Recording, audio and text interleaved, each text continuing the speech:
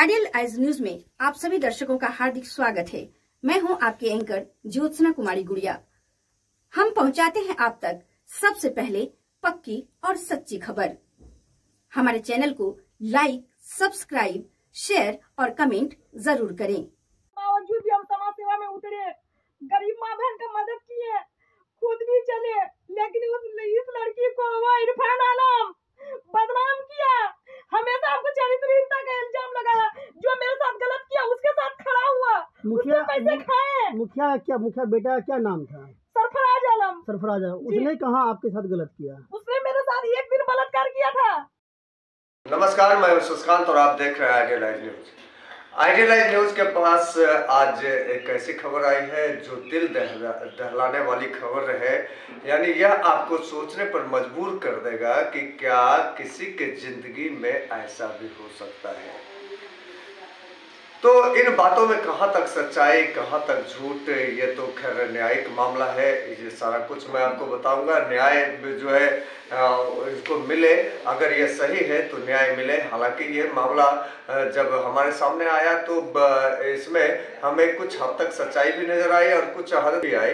ये प्रशासनिक मामला है। तो बहरहाल जब मामला आई है सामने तो मैं आपको बताते चलूं कि ये कस्बा थाना क्षेत्र की मामला है और यह सायरा बानो जो समाज सेविका बनना चाहती थी, वो उसका कहना है कि मेरे साथ बार बार गलत हुआ है। आपको बताते चले कि सायरा बानो कस्बा क्षेत्र की रहने वाली है और ये बता ये रही है कि मैं इस वीडियो में दिखाऊंगा कि वो क्या बता रही है। वो बता ये रही है कि समाज सेवा करने निकली थी ये, और समाज सेवा करने के चक्कर में ये अपना इज्जत भी गंवा बैठी। सायरा बानो का कहना है कि इनके साथ बार बार खिलवाड़ हुआ है। सरपंच के बेटा ने खिलवाड़ किया है और इनके जो पथ निदेशक राजनीतिक हुआ करते थे, वो नाम भी ले रही है। किनका नाम ले रही है वो आप खुद देखेंगे। पथ निदेशक जो राजनीतिक होते थे उन्होंने भी इनके साथ खिलवाड़ किया। ये फिनांस कंपनी में काम करती थी, प्राइवेट सेक्टर में काम करती थी और प्राइवेट सेक्टर में ही काम करते करते इनकी मुलाकात अपने दूर के जीजा जी से हो गया और दूर के जीजा जी ने भी इनके साथ गलत किया। तो इन तमाम मामलों को लेकर के इसने सायरा बानो ने एक केस किया था कस्बा थाना में। वो डेट था 30/9/2021 और केस संख्या 230/21 था। और ये आरोपी कौन है मैं अभी स्क्रीन पे दिखाऊंगा, जिसपे इन्होंने केस किया है। मैं ऑन कैमरा भी दिखा सकता हूं कि ये आरोपी अब्दुल रहमान पे केस की थी।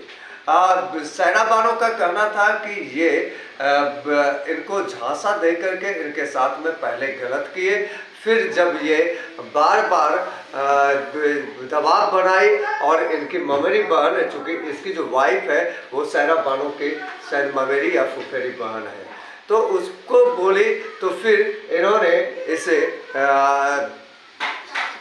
जो है कबूला, यानी ये शौहर बन गए। लेकिन शौहर बनने के बावजूद भी इसके साथ गलत होता रहता था, ऐसा सायरा बानो का कहना है। और तब मजबूरन इसने केस किया। तो और केस किया तो जब केस इन्होंने किया तो थाना प्रभारी के द्वारा इन पे धारा लगाया गया था 341, 323, 376, 313, 506 और 34 टीपीसी। तो इसके अलावा जब ये हुआ और जांच पड़ताल किया गया तो जांच पड़ताल के दौरान फिर मामला जब आगे बढ़ी तो इसके बाद सायरा बानो पर भी केस किया गया। हालांकि ये इसका कहना कि ये झूठी धारा हम पे लगाया गया था और सायरा बानो का कहना कि 500, 501 और मानहानि की धारा लगाई गई थी। साथ ही आपको बता दें कि कोई पत्रकार थे मुकेश सिंह, उन पे भी धारा लगा था। अब थाना प्रभारी के द्वारा धारा लगाई गई थी। धारा लगाए गए थे। तो मामला पूरी न्यायिक मामला है और जांच का मामला है और ये लंबे समय से केस चल भी रहा है। हालांकि ये भी ज्ञात सूत्रों से पता चला है कि अब थाना से ये मामला कोर्ट चला गया है और यह कोर्ट में यह मामला चल रहा है। तो कोर्ट से बढ़कर, न्याय से बढ़कर कोई नहीं, ना मीडिया ना और कोई। तो अब मामला कहां पहुंचती है और मामला का क्या निर्णय निकलता है ये तो आने वाला वक्त ही बताएगा। फिलहाल मैं आपको इस वीडियो में यह दिखा रहा हूं कि सायरा बानो क्या कुछ कहती है और क्या वो डिमांड करती है। जैसा कि आपने अभी कहा कि सेवा भाव मेरा काम था, सेवा मैंने किया, लोगों को कई मदद भी की और इसी क्षेत्र में एक महिला भी आई जो कि मैं उसकी मदद भी की और पदाधिकारियों से लड़ बैठी और जिसके कारण मेरा यहाँ पर कुछ नाम भी हुआ और मैं हाईलाइटेड भी हूँ। इसी मामले को लेकर राजनीतिक प्रतिद्वंदी आपको यहाँ से रास्ते से हटाना भी चाहे, क्या आप कहाँ तक सकते हैं? जी, मेरा नाम सायरा बानो है, आपको पहले ही बताया था। जब वो महिला मेरे पास आई कि कोई अधिकारी मेरे साथ शोषण कर रहा है और मेरे कुछ पेपर को रख लिए हैं, डॉक्यूमेंट्स को, और उसको लौटाने के लिए उसको बार बार शोषण करता है और उसको छोड़ देता है, मतलब भिजवा देता है कि महिला को, हाँ, बुलाता है कि तुम्हारा डॉक्यूमेंट्स तुमको दे देंगे, लेकिन फिर वो उसको बुलाता है, फिर उसके साथ शोषण करता है, फिर उसको बहाना लगा के भेज देता है। वो महिला मतलब बुरी तरीके से जकड़ चुकी थी उस अधिकारी के जाल में। वो मेरे पास आई, पीड़ित महिला, बोली बेटी, रोने लगी फक फक फक फक करके, बोली कि हम तकलीफ है बेटी, हम ये इज्जत का मामला है, हम बता नहीं पा रहे क्योंकि हम एक खुद सेविका है और ऐसा ऐसा मामला, हम बहुत हिम्मत करके आप अपनी बेटी के सामने ये मामला को जाहिर कर रहे हैं। तो जब हम सुने तो हमको बहुत तकलीफ हुआ और खास करके जो अधिकारी उसको शोषण कर रहा था, वो अधिकारी कहीं ना कहीं हमको भांजी मानता था, मेरे मामा के मित्र थे वो, तो वो हमको अच्छी तरीके से जानते थे, मेरा सम्मान भी करते थे। तो जब हम फ़ोन किए कि ये महिला मेरे पास बैठी है, सारी मामला हम जान रहे हैं, आपका ऐसा ऐसा मैटर है, सब कुछ बता चुकी है मेरे पास में, अब आप क्या करना चाहते हो? तो हंसने लगे, बोले कि गलती हो गया, आपके पास पहुंच गया तो समझिए मेरे पास पहुंच गया। तो अधिकारी से मामला आपने सलटा लिया?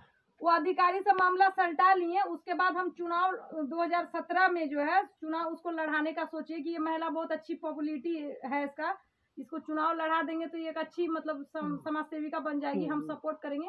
चलिए, आप राजनीतिक में थे तो उसे भी राजनीतिक में लाना चाहते थे? उसको भी लाना चाह रहे थे, लेकिन जो वर्तमान में थी वो कहीं ना कहीं उनको ठीक नहीं लगा और वो कुछ शराबी माफिया, वो चोर चक्का लोगों से मेरे ऊपर में हमला करवा दी। हाँ, मेरे पे हमला करवा दी।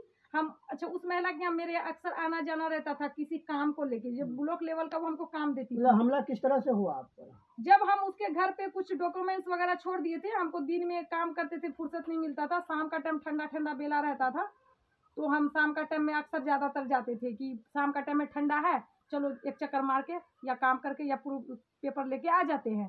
तो बाई संजोग उस दिन भी जो है कुछ पेपर हम खुद गलती से छोड़ के चले आए थे, तो उसको लेने के लिए गए थे। जब लेके लौट रहे थे रास्ते में तो 7 गो 8 गो जो है बंदा घेर लिया हमको, दारू शराब में धुत था। 2017 की बात कर रहे थे हम। तो उस टाइम जब हमको घेर लिया तो उसमें से एक मछली बेचता था, जो हम उसे मछली खरीदते थे, अक्सर मछली खरीदते थे 1000-2000 का, और गरीबों में मछलियाँ बांट देते थे। तो वो आदमी हमको अच्छा समझता था कि हम इतनी सारी मछलियाँ लेती हैं और गरीबों को बांट देती हैं। मतलब किसी भी तरह से आप लोगों का मदद करते थे? जहाँ होता था, जितना भी होता था, पान का डंटी, हमेशा कोशिश करते थे कि किसी गरीब को मेरे वजह से एक टाइम का नाश्ता हो जाए। किसी गरीब के घर में अगर कुर्सी नहीं है तो हमला होने के बाद क्या हुआ? हमला हुआ, उसके बाद जो है फिर एक केस दर्ज करवाए। जो यहाँ के वर्तमान नेता है कस्बा के, जो थाना में जो उसका रहता है, पावर रहता है, क्या नाम हुआ उनका? उनका नाम है इरफान आलम, जदयू का नेता है वो। तो जब उनके पास गए हम, आप जैसा ऑन कैमरा नाम ले रहे हैं इरफान आलम जदयू के, और अभी सरकार भी है जदयू की, क्या आपको डर नहीं लग रहा है इसे? डर के कितना डरेंगे हम? डरने की वजह से तो आज रात दिन मेरे साथ गलत हुआ, जो आज हम बर्बाद हो गए, मेरा जमा पूंजी चला गया, सब कुछ चला गया। डरने की वजह से ना, कि बड़ा भाई है, चलो मेरे साथ गलती कर रहा है, हमको मेरे पे इल्जाम लगाता है, मेरे विपक्षी को बचाता है, चलो कोई नहीं, हम सब्र कर लेते हैं, अल्लाह सजा देगा, अल्लाह सजा देगा, लेकिन अल्लाह के भरोसे में हम कितना दिन रहेंगे? तो इरफान आलम की तरफ से क्या कार्रवाई की गई आप पर? जब 2017 पे मेरे ऊपर जो चोर चक्का बदमाश लोग हमला किया, तो हम इरफान आलम के पास गए, तो उस टाइम वो बोला सपोर्ट करने का वादा किया हमसे। वो बोला कि तुम थाना जाओ, FIR करो, और बाकी जो है थाना से कार्रवाई होगी, जो होगा उचित कार्रवाई कानूनी होगा। लेकिन जब थाना में जो केस हुआ उसके बाद बोले कि तू इस लोग को माफ कर दे, तू जो है इस सबको माफ कर दे बहन। हम कहे कि कैसे माफ कर देंगे, चोर चक्का है, मेरा इज्जत पे हमला किया, मेरा ओढ़नी पकड़ खींचा, गला में चाकू लगाया, डंडा पीठ पे मारा, सर पे मारा, ये चोर चक्का हरामी दोगला है। सब ये लोग को छोड़ देंगे फिर किसी के साथ करेगा। ये लोग को कम से कम 1 महीना के लिए जाने दीजिए। उसके बाद क्या हुआ?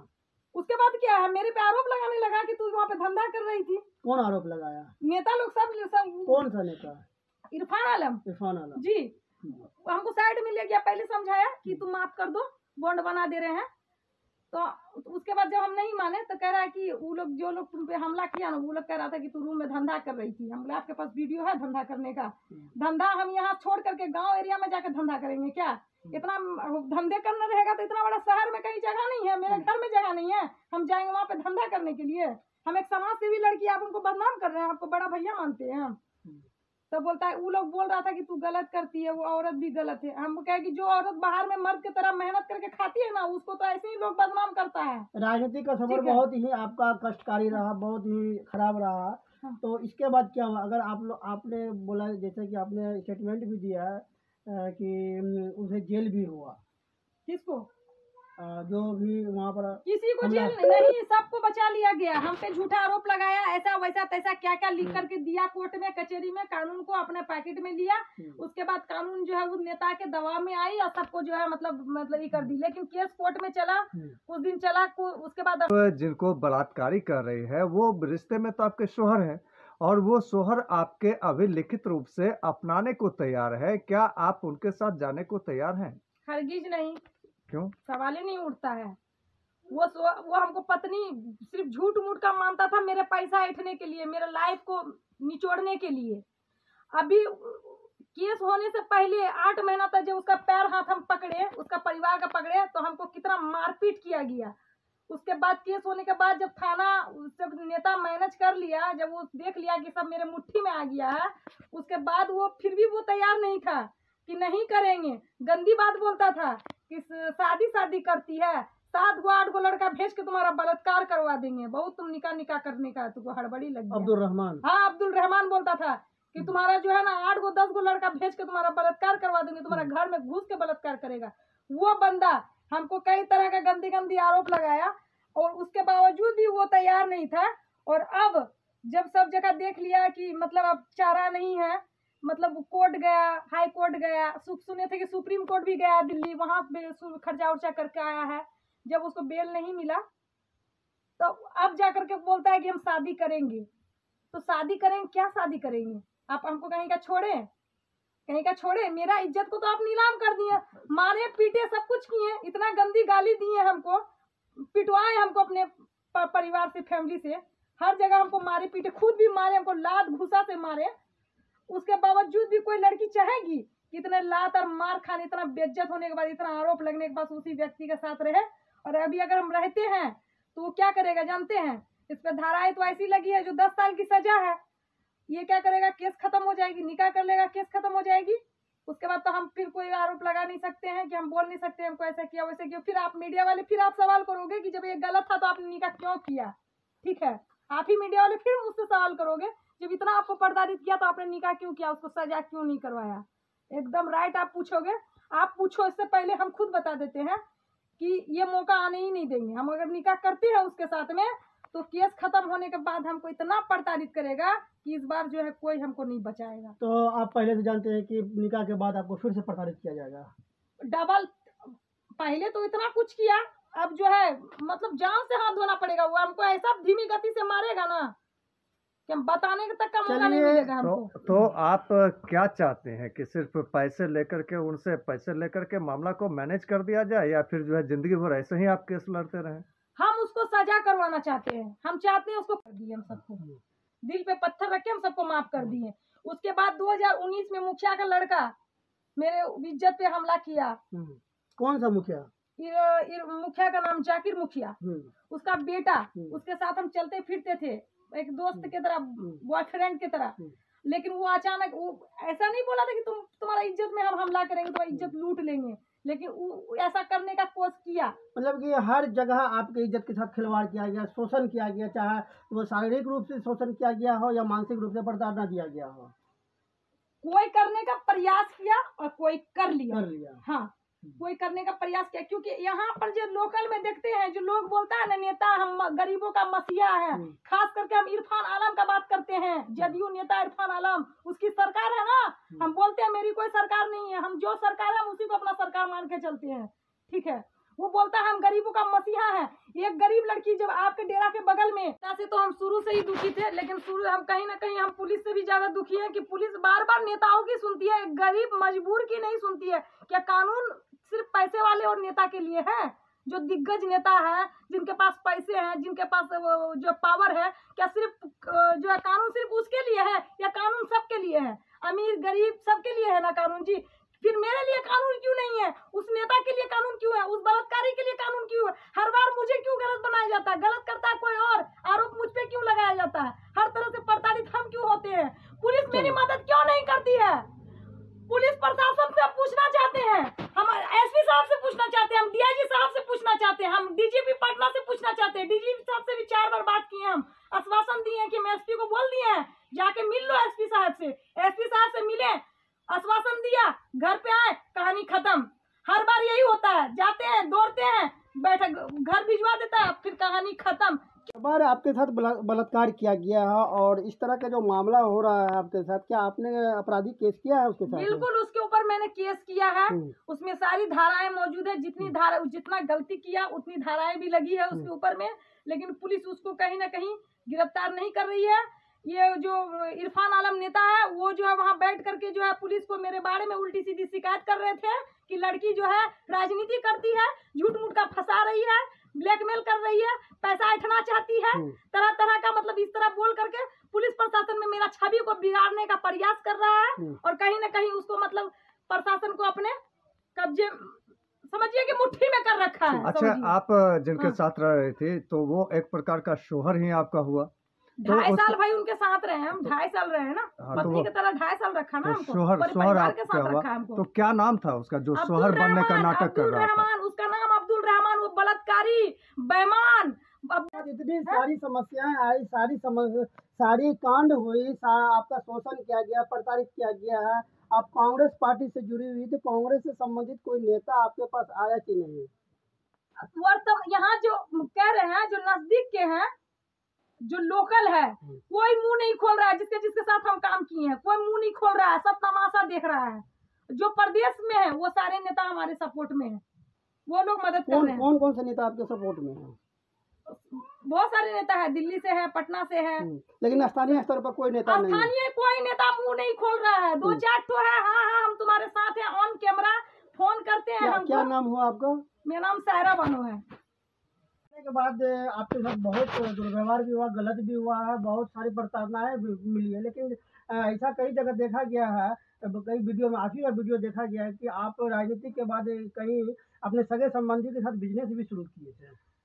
इतने सारी समस्याएं झेलते हुए, जूझते हुए, तड़पते हुए, फिर भी हम काम नहीं छोड़े। हमको गिराया गया, बार बार गिराया गया, बार बार हम उठे, आंसू पोंछे, फिर काम पे लग गए, फिर हमको गिराया ये नेता लोग, फिर हम गिरे, फिर हम अपने मतलब पानी चढ़ाया, कितना बार इलाज हुआ, कितना गंदी मतलब आरोप लगाया गया, झूठा यहाँ पर आरोप लगा, आपके साथ प्रताड़ित किया गया, सारा चीज किया गया जो कि नहीं होना चाहिए, एक जानवर की तरह व्यवहार किया गया आपके साथ है, वही सारा चीज हुआ। लेकिन बिजनेस जो कर रहे थे उसके वो क्या हुआ? बिजनेस उतना कुछ झेलने के बाद जब मेरे दूर के रिश्तेदार जब मेरे से जुड़े कि हम बिजनेस करेंगे साथ में मिलजुल करके, जब उसके परिवार वाले, फैमिली वाले जब ज्यादा टॉर्चर किया, समझाया हमको, तो अपना समझ करके हम उस पर बिलीव किए। बहाने उनका जो है वो नंदोसी है, हाँ, अब्दुल रहमान, तो वो आपके जीजाजी लगे, दूर से जीजाजी लगे। क्या हुआ? लेकिन उसने भी वही किया जो वो नेता कर रहा था।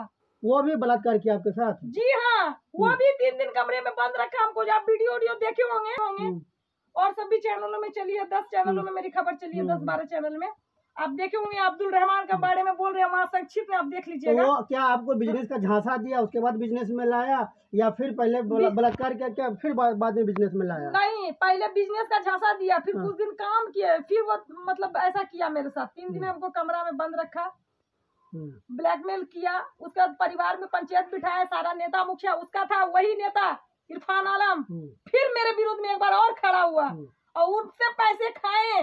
किससे? अब्दुल रहमान से। अब्दुल रहमान कौन, जिया जी हैं आपके? जी हाँ, अब्दुल रहमान का जो जीजा जी है इब्राहिम बुखारी मदनी, मदरसा चलाते हैं करली में, पटना में, कहाँ कहाँ विदेश से धन आता है, कहाँ से आता है उसके पास धन, एक मौलवी को, वो मौलवी उनके गार्जियन अब्दुल रहमान के, वो हमसे वादा किया, उसके वादा पे हम जी रहे थे, लेकिन वो धोखा दिया हमको। अब्दुल रहमान के गलत कारनामा में उसका पूरा सहयोग उसको दिया और आज तक। जैसा कि आपने अभी बताया कि 3 दिन तक आपको कमरे में बंद रखा, आप बेहोश थे, तो क्या क्या किया वहाँ पर? क्या करेगा बताइए, क्यों बंद कर, आखिर बेहोश क्यों किया? 3 दिन आखिर हमको दवा गलत चीज खिला करके हमको मजबूर करके बेहोश करके, क्या वो मतलब मेरा आरती उतारने के लिए, मेरा साथ में मेरे जिस्म को नोचने के लिए बलात्कार किया गया आपके साथ, आपका शोषण किया गया वहाँ पर। उसके बाद जब 3 दिन के बाद जब मामला घर तक आई, उसके बाद बोला गया सब मिल करके, सारे नेता मिल करके, सारे नेता का मतलब उसके जो गांव के नेता लोग हैं 2-4, वो सारे लोग जहाँ पंचायत बैठा थे वो लोग दबाव बनाया, घर का मामला है, घर का मामला है, दबा लो, घर का मामला घर में ही रहने दो। बावजूद भी हम समाज सेवा में उतरे, गरीब माँ बहन का मदद किए, खुद भी चले, लेकिन इस लड़की को वो इरफान आलम बदनाम किया, हमेशा हमको चरित्रहीनता का इल्जाम लगाया, जो मेरे साथ गलत किया उसके साथ खड़ा हुआ, उससे पैसे खाए। मुखिया बेटा क्या नाम था? सरफराज आलम। सरफराज आलम। उसने कहाँ आपके साथ गलत किया? उसने मेरे साथ एक दिन बलात्कार किया था।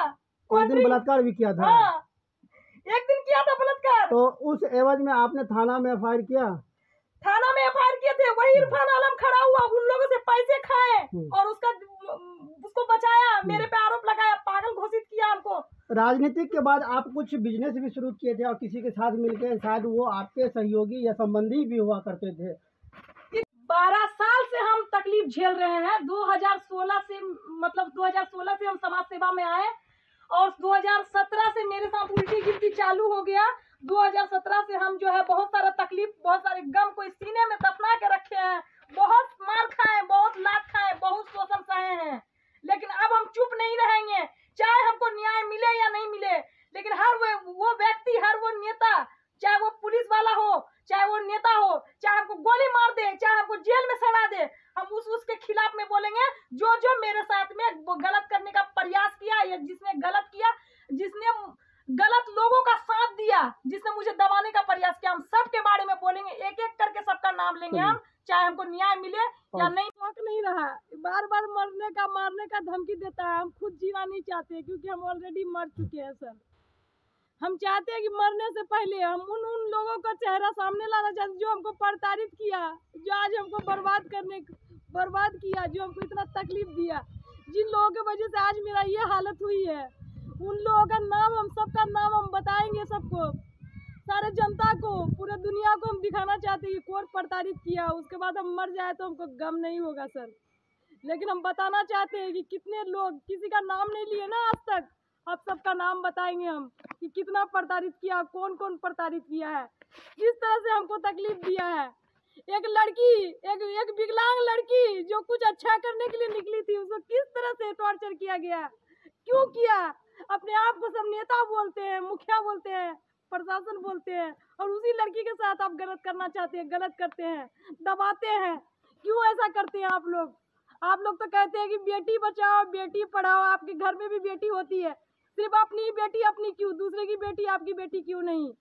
अच्छा, ये के लिए इज्जत नहीं है आपके पास। ये आप कह रही थी कि हम विकलांग हैं, आप क्या जन्म से विकलांग हैं? आप जन्म से नहीं है, मेरे पैर में जो है पोलियो वायरस लगा था, उसके बाद काफी इलाज हुई, बहुत सारी प्रॉपर्टी, जमीन जगह सब बिक गया, लेकिन पैर ठीक नहीं करवा पाए, लेकिन थोड़ा बहुत लाइन पे भी आया पैर। तो उसके बाद जो है फिर मेरी एक्सीडेंट हो गया, और एक्सीडेंट होने के बाद उसी पैर में फिर से फ्रैक्चर हुई। कौन सा पैर? ये पैर है, ये पैर है मेरा जी। और उसके बाद जो है कि जो पैर में वायरस लगा था, फिर यही पैर मेरा एक्सीडेंट हो गया डबल। उसके बाद जो है रेड वगैरह लगी, तो जिससे जो है इस तरह का हालत हो गया मेरा। उसके बावजूद भी हम संघर्ष कर रहे थे, लेकिन इतनी मतलब संघर्ष करने के बाद भी इतना हमको प्रताड़ित किया गया। क्यों ऐसा करता है? क्या मिलता है उन लोगों को ऐसा करके मेरे साथ में?